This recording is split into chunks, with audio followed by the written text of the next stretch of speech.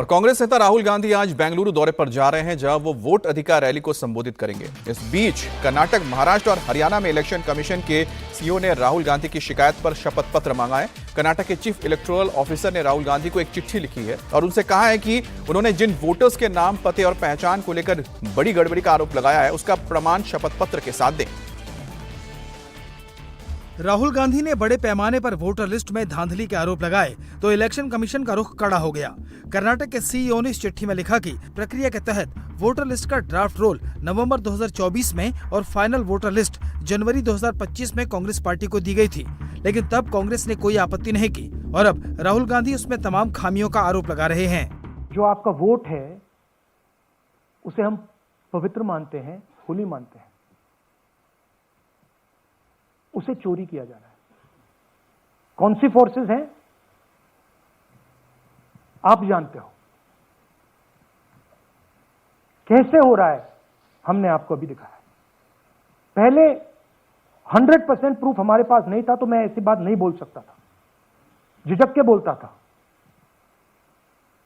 पर 100% प्रूफ है। I say to the people is my word, right? I'm saying it publicly to everybody.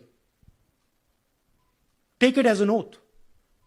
This is their data and we are displaying their data. This is not our data, this is election commission data. Haryana के chief electoral officer ने भी राहुल गांधी को notice देकर शपथ पत्र के साथ गड़बड़ी के सबूत देने को कहा है। और राहुल गांधी ने वोटर लिस्ट में गड़बड़ी का आरोप लगाकर चुनाव आयोग पर तो आरोप लगाए, लेकिन शपथ पत्र देने से इनकार कर दिया। अब राहुल बीजेपी के निशाने पर आ गए हैं। बीजेपी के प्रवक्ता संबित पात्रा ने कहा कि राहुल अपने हिसाब से आरोप फिट करते हैं, इसलिए देश उनकी बात को तवज्जो नहीं देता। इस बीच यूपी के चीफ इलेक्टोरल ऑफिसर ने भी राहुल के दावों को खारिज कर दिया। राहुल गांधी ने अपनी प्रेस कॉन्फ्रेंस में यूपी के 2 वोटर्स आदित्य श्रीवास्तव और विशाल सिंह का जिक्र किया।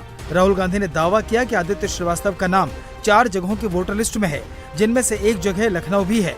इसके अलावा विशाल सिंह का नाम कर्नाटक के अलावा यूपी के वाराणसी में भी दर्ज है, लेकिन यूपी के सीईओ ने कहा कि न ही आदित्य श्रीवास्तव का नाम लखनऊ की वोटर लिस्ट में है, न ही विशाल सिंह का नाम वाराणसी की वोटर लिस्ट में है। अब बीजेपी राहुल पर हमलावर है। राहुल गांधी और कांग्रेस पार्टी ने आज तक उन राज्यों में कोई भी प्रेस कॉन्फ्रेंस नहीं किया जिन राज्यों में उनको जीत मिली है। ये जो मीठा मीठा गपगप और कड़वा कड़वा थू थू, यह जो सिलेक्टिविटी है कि हम सिलेक्टिव आउटरीच दिखाएंगे, यह भी भारत की जनता देख रही है। कोई तथ्य नहीं, कहां से उठा करके बिना मतलब से प्रेस कॉन्फ्रेंस करके रख देते हैं।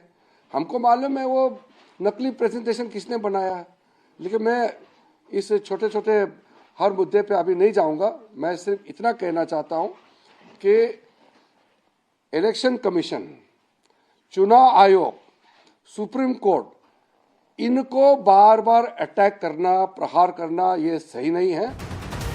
सीनियर एडवोकेट कपिल सिब्बल राहुल गांधी के सपोर्ट में खड़े हो गए हैं। उन्होंने कहा है कि अगर ऐसे ही चलता रहा तो चुनाव लड़ने का कोई मतलब नहीं रह जाएगा।